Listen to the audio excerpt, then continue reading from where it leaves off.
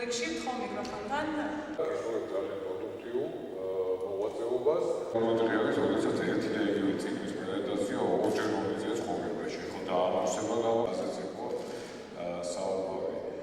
მოხარული ვარ თბილისის სახელმწიფო უნივერსიტეტის ისე დაგეწერათ რომ ეს არა იურისტისთვის გასაგები გახდეს აკადემიური წერის შექმნას, მაგრამ ერთი არის უშუალოდ აკადემიის პროგრამაში. ერთგვარი საშუალება იქნება მათთვის რომ მათ წიგნის მიზანი არის რომ მათ გავაცნოთ ეს საფუძვლები, მათ ვასწავლოთ როგორ იყვნენ საუკეთესონი და წარჩინებულნი სამეცნიერო კვლევებში და ეს დავიწყოთ ჩვენ უმაღლეს სასწავლებლებში პირველივე კურსიდან. ეს არის მხოლოდ დასაწყისი ძალიან გრძელი გზის, როდესაც შეიქმნება აკადემიური წერის სტანდარტი და ეს არის ერთი ნაბიჯი სხვათა შორის გადადგმული იქეთკენ, რომ ჩვენ ვისწავლოთ ქართულ ენაზე.